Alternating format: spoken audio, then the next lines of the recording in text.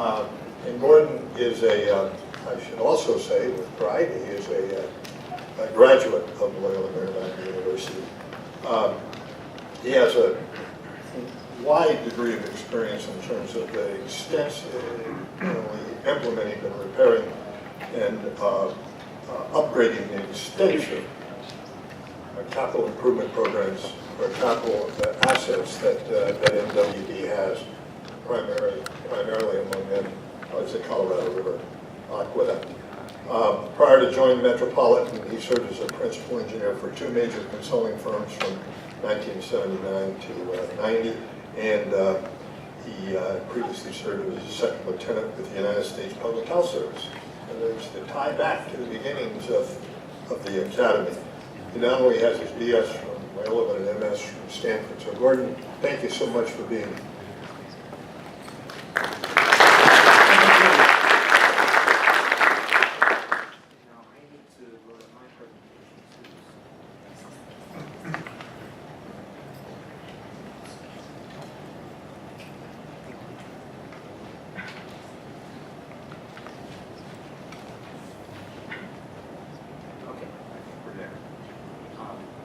Very happy to be here and appreciate coming back to my alma mater to speak. Deborah Mann, who's Metropolitan's Chief Operating Officer, intended to be here, but we do have a workshop on our integrated resources plan. Deborah is a superwoman, but she could be two places at the same time, so it's not happening to come. What I'd like to talk about today is a regional perspective on water supply and sustainability for the future. Metropolitan is a regional agency. We don't serve retail customers directly. And I have two parts of the presentation. First, I'd like to talk about some of the challenges that we're currently facing with water supply. Then I'll get into what we're doing about it. Okay, first, who is Metropolitan? We are a regional water wholesaler. We supply water to a service area from the Mexican border into Ventura County and then east to major portions of Riverside and San Bernardino counties. It's actually our 26 member agencies that in turn serve customers and provide retail service. There's about 19 million residents within our service area.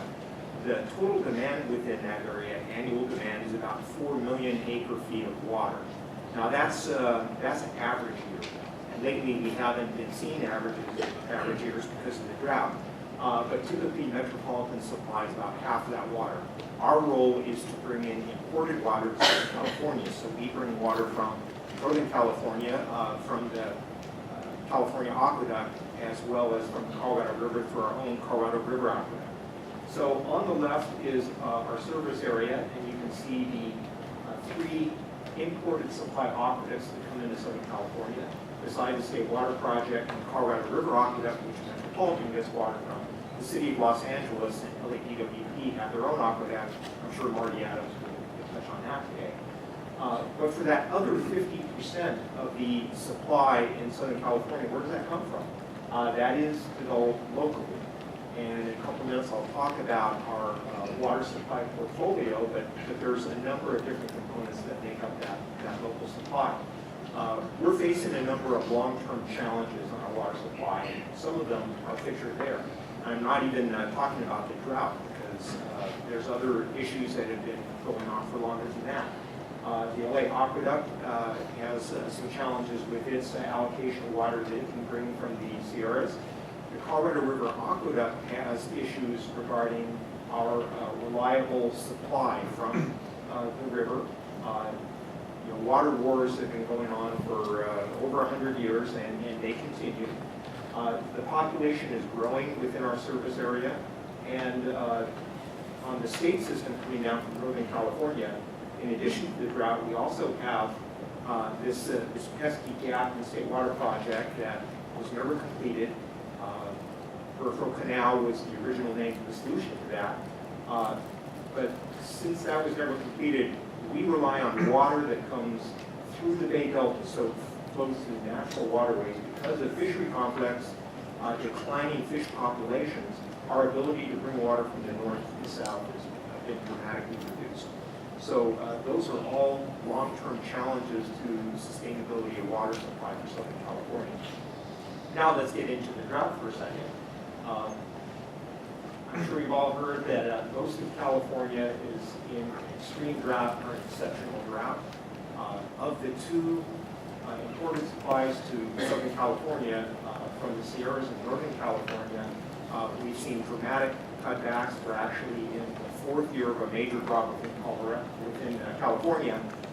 Within the Colorado River watershed, we're actually in the 14th year of a drought. And within those 14 years, we did have a couple of average years. We had 3 average years, and last year wasn't too bad. But still, we have not been able to recover from that long-term 14-year drought. Okay, I'd just like to look at our rainfall situation, both in the state and along the Colorado.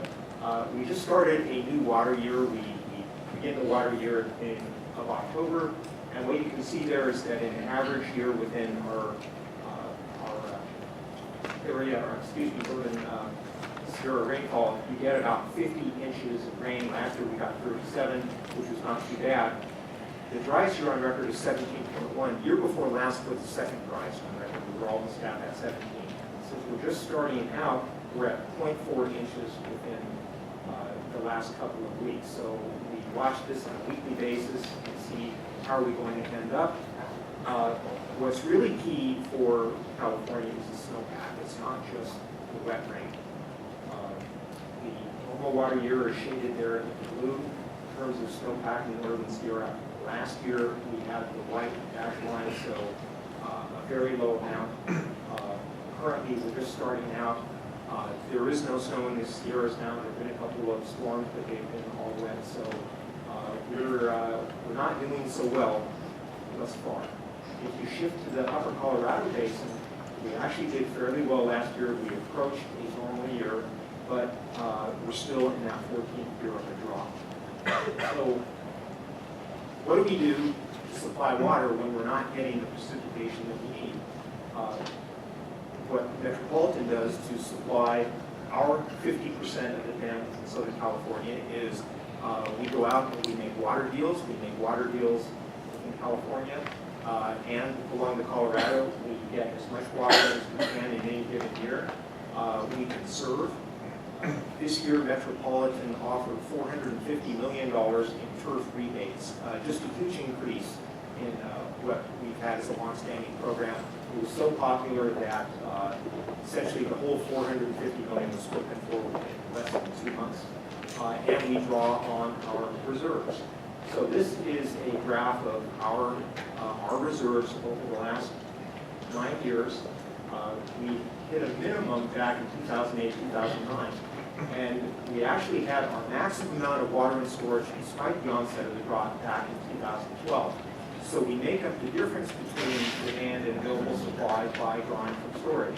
At the end of 2014, we had the largest withdrawal from storage that we ever had in our experience. So we're almost down to our lowest level, similar to 2009.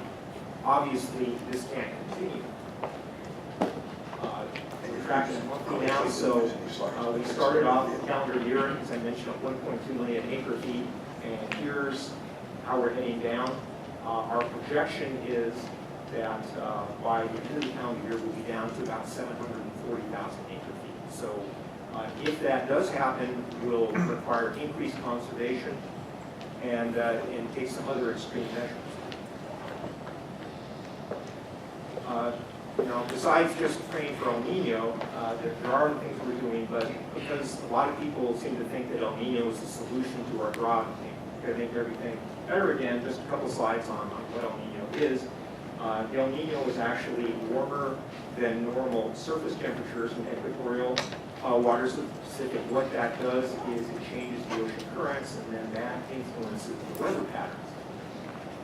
Right now, you hear in the news that we're in a very strong El Nino based on the various temperatures and other factors that are tracked. It looks like we're at the same level as the strongest El Nino ever recorded in terms of storms coming to us. And they should hit Southern California in earnest in December. So what does that mean for us? It's actually a question mark for California. In the southern part of the state where we are, we typically get more rainfall than normal. In the Pacific Northwest, they typically get less rainfall than normal. So Southern or Northern California is in that swing area where it's very difficult to predict what's going to happen. We do track precipitation projections, and this one is actually from last month. It just got updated within the last week. The current prediction is that Southern California is going to have higher than average rainfall and average temperature, but in the north we're going to have average precipitation higher than average temperatures. That means that we're not going to get that snowpack that we're counting on to help us with the drought. We're going to get wet water, and that water is going to run off. Much of it is going to flow out to the ocean. We're only going to be able to take a portion of it south because of the constraint in the State Water Project system. So we'll take every bit of water we can get, but it doesn't look like it's going to result in that. So what are we doing? That's the situation that we're in. There's a number of things that we can do long-term for sustainability. And because we're at a university here and we have some students, I thought I would just take a second and ask some of the students, what do you think we should be doing? Metropolitan has some ideas, and we have a plan we're working on with our member agencies. So let me ask some of the students out there, if you were in the situation that we're in, any suggestions of what we should do? Anyone want to raise their hand? Everyone knows that LMU has some of the most creative thinkers that anyone students. So I saw a hand there. What do you think we should do?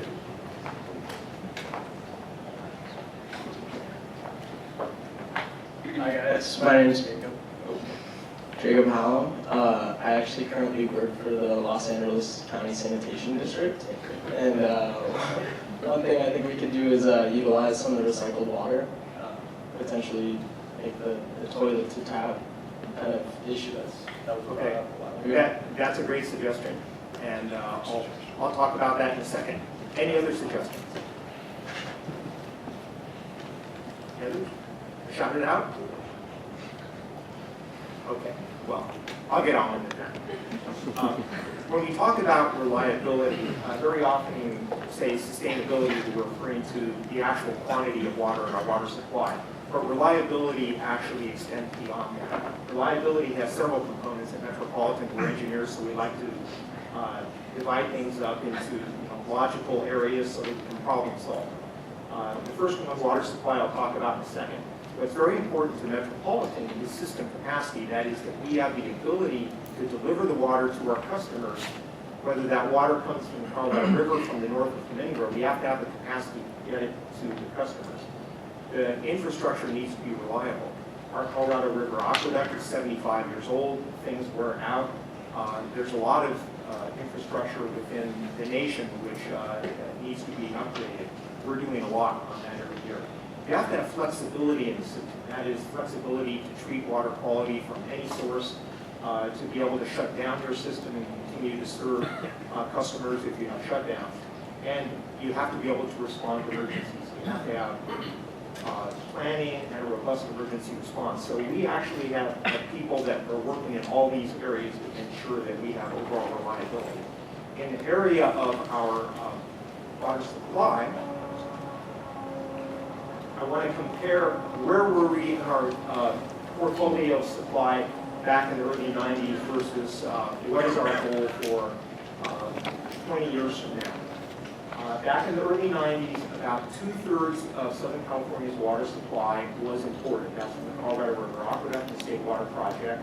About a little less than 1/3 from local supplies and a relatively small sliver of conservation recycling.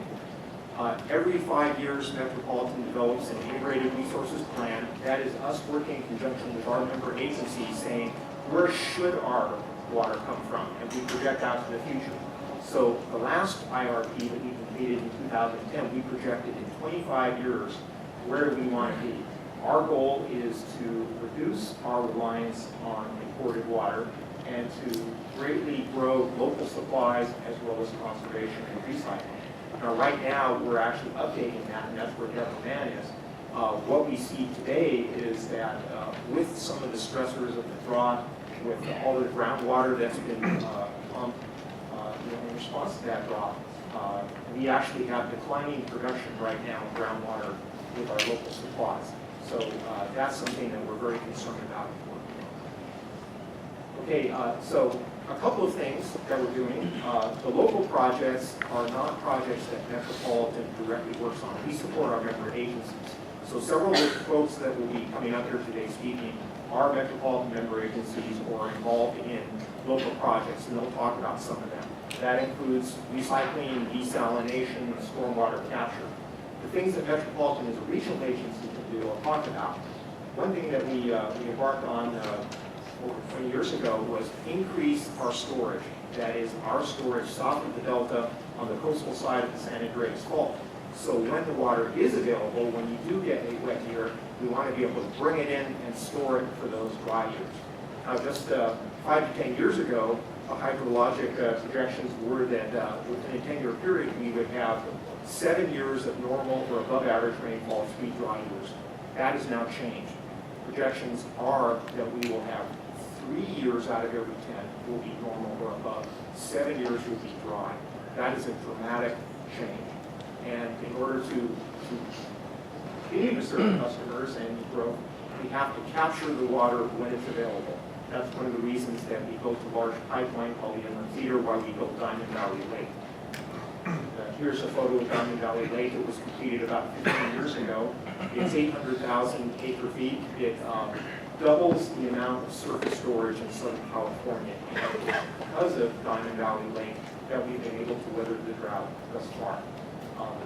It provides both operational supply as well as emergency supply. The goal is that if there's a major catastrophe, such as a big one comes in the San Andreas Fault, and our imported water aqueducts are cut for an extended period, the region can get by for 6 months on the water we have stored in conjunction with conservation and local production. Conservation, Governor Brown declared a drought emergency last year. That emergency is still in effect. He called it perhaps the worst drought California has ever seen. He called for citizens to reduce consumption by 20%, and many parts of the state have gone way over that. It's really great to see. He provided ways to move forward with water transfers, exchanges, and he is supporting recycled water by providing the ability to simplify the environmental review process for recycled water distribution systems, so that we hope to take advantage of. If you look at Metropolitan's deliveries, that is how much we're providing to our member agencies. This year, just in the last few months, we're making our lowest deliveries in the last 30 years.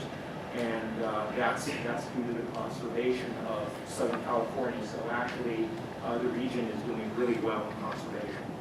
Now, for all the water companies that sell retail as well as Metropolitan, they're selling less. That means that their revenues have gone way down, but that's another issue. Okay, Metropolitan and state water contractors, those are the ones that receive water from the State Water Project. We're working with the State Department of Water Resources on what is now called the California Water Fix. It used to be called the Peripheral Canal decades ago, and then more recently it was called the Bay Delta Conveyance Project, or Conservation Plan, now called California Water Fix. What this is intending to do is to stabilize the water supply from Northern California that if it's not taken, it runs out to the ocean, to be able to bring that down to the south. So give us a more reliable water supply on a year-to-year basis, and at the same time, restore the ecosystems, help stabilize fish populations. This is a fascinating time to be a civil engineer in California. The environmental impact report for the California Water Fix is out for public review right now. Public comments are due, I believe it's next week. So once those are received, then it's going to be up to the state and the governor do we want to proceed with the project or not. So within the next year, we'll know if the EIR is going to be certified and Governor Brown says move forward with the California Water Fix. That's going to be huge. And that green line there from the north to the south, that represents 2 tunnels. Rather than a surface aqueduct, the current preferred approach is to build 2 tunnels, 3 miles long, 9,000 CFS. And so that will be a civil engineer's project of a lifetime if that goes through.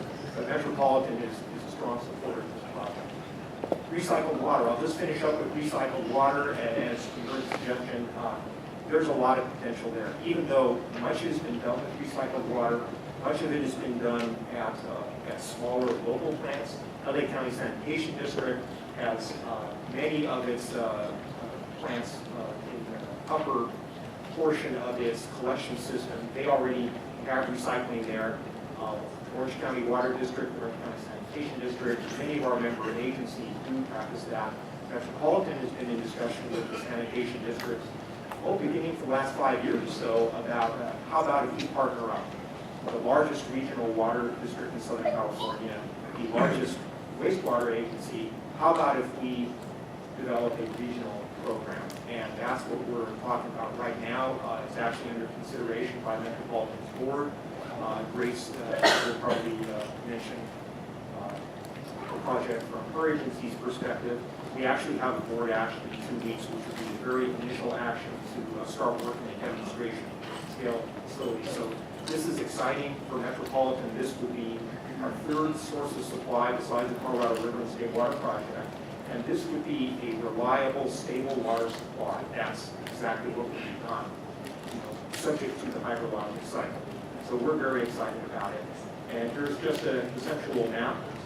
The sanitation district's largest facility is the Joint Water Pollution Control Plant in Carson. So there would be an advanced purification plant constructed there. Metropolitan would build a distribution system that would spread out throughout Southern California.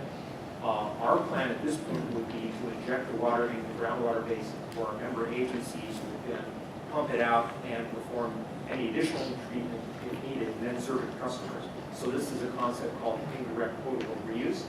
You do see a dashed line there over to the left, and that's the Hyperion plant. So once you build a backbone regional distribution system, it only makes sense that you think regionally and see if there's any other opportunities. So that's something that we look forward to in the future. So I will finish up there and happy to answer any questions.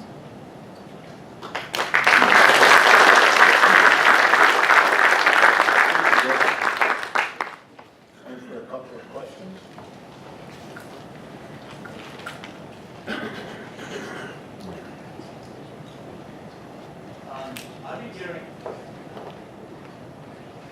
I'll just speak louder. I've been hearing a lot about the conditions, the location being so close to CRA. What do you think are the implications to the water supply from the Colorado River? The question is about the Salton Sea, and is there potential for us to tap into that to supplement our water supply? If I could paraphrase, is that the question? Thanks.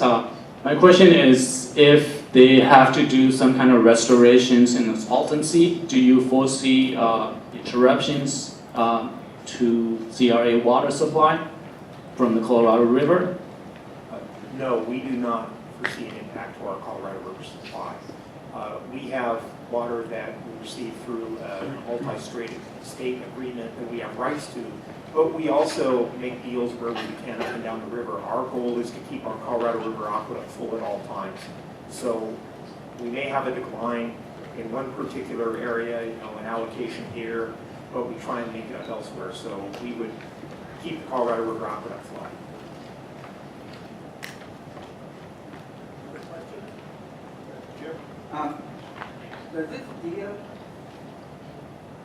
Does this arrangement or this potential plan, the Sand District, does that represent kind of a radical shift in Metropolitan's thinking? Because traditionally, through your local projects program, you help local agencies with money. Now it seems like you're becoming more proactive with respect to recycling water. Is that accurate?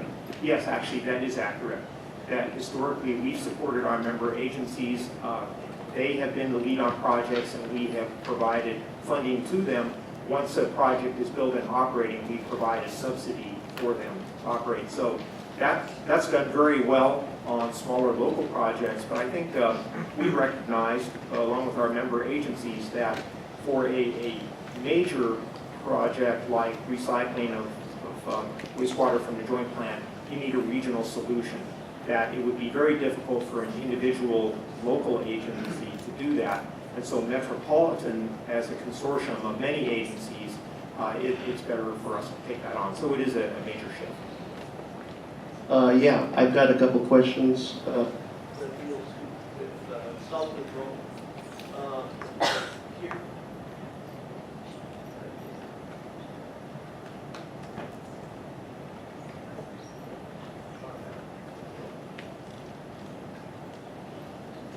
Go ahead. Yeah. It's common knowledge that here we're leader, and there's a lot of areas in the state that are not, like San Francisco. And, there's self-control that's imposed by people being on leaders and recognizing where it's costing them. One question was, is there areas still in Southern California where there's still no leader? The question is, are there still portions of Southern California where we do not have water meters on the retail users? And the answer is no. Not aware of any area that is not. And then I guess the one other, I've had properties in condo associations where the condo association pays for the water coming into that area, but the individual units are not metered. Is there any plan to look at that as a vehicle for controlling water use? That's actually a local issue, a city by city issue, or local water company.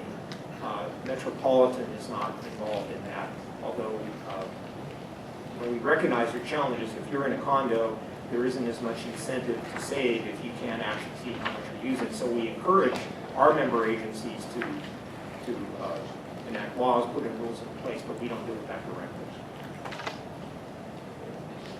Great, thank you, Gordon. Thank you very much.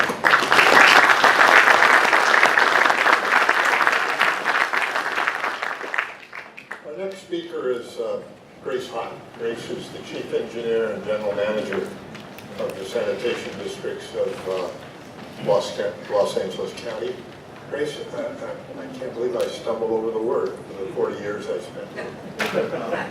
Because I guess the pride I take in introducing Grace in 2012, she was appointed the district's Chief Engineer and General Manager. She's not only a professional engineer, but she is a board certified environmental engineer. And for those of you not familiar with the districts, they serve 72 cities in Los Angeles County, even a very small portion of the city of LA where there's flow exchanges. But like Enrique and certainly you hear from Marty Adams and all of the other agency speakers we have there, there's a political element to the leadership position that you have, an important one. And Grace has a board of directors of 95 elected officials. So it's great to see you here and upright, Grace. She oversees approximately 1,800 employees and a budget of over $700 million on the wastewater side, and very active in water recycling. She's been with the district since 1983 in terms of her education. She's a Tar Heel in the master's degree, University of North Carolina at Chapel Hill, and then Texas, I think, is in her heart. University of Texas at Austin is a Bachelor of Science in Civil Engineering. So Grace, it really is a pleasure to have you here. Thank you.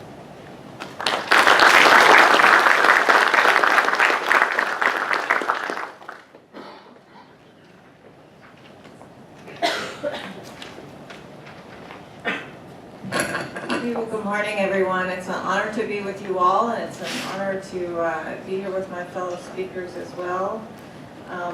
As I was riding into the campus this morning with my colleague Brian Langcap, who was kind enough to let me carpool with him this morning, he turned to me and said, a number of the former district's chief engineers went to Loyola, is that right? And I said, yes. And he goes, but you didn't. And I said, no. Thanks for pointing that out, right? I'm about to speak to Loyola. But I'm hoping some of the Loyola effect will rub off on me today. Can everybody hear me? Okay, good. Thanks, Wendy. I just want to thank Jim and Dean Cho for organizing this event on this very important topic, and of course for us in California, it's very timely. attaining sustainable wet infrastructure. For those of us in the wastewater industry, I think there are been many times where we like to just stay in the background. If people are able to flush their toilets and go about their business at their homes, you know, they don't need to think about us. But with the drought and the potential to produce a new source of water, recycled water, we're now getting a great deal of attention. The sanitation district has a long history of sustainable practices, which I'll go over today.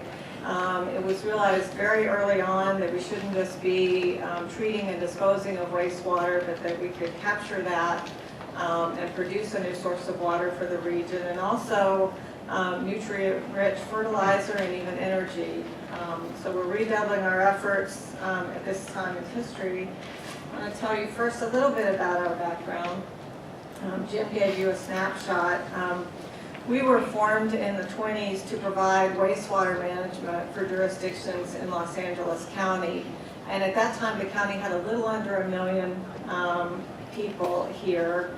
Our first treatment plant that we put in is shown in the yellow circle, our joint water pollution control plant in Carson. We've since grown to 24 individual sanitation districts, and we serve over 5.5 million people through 11 wastewater treatment plants, 48 pumping plants, and 1,400 miles of sewer. And the Joint Water Pollution Control Plant today is one of the largest treatment plants in the country.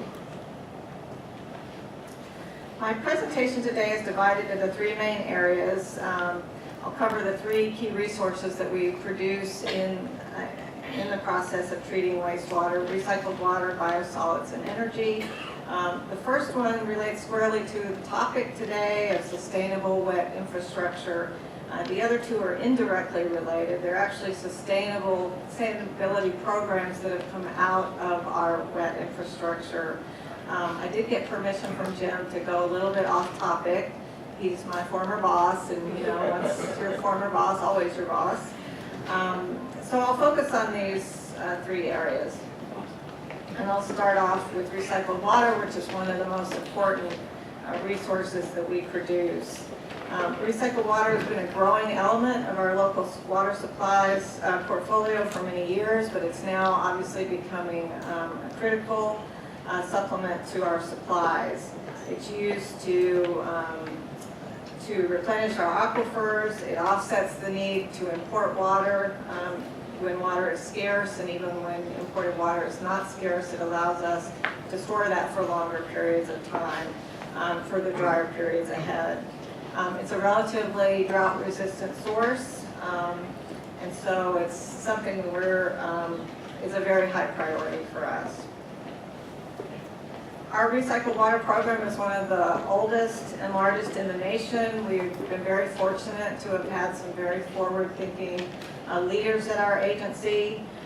As I mentioned, the districts were formed in the 20s, and at that time we had the one centralized treatment plant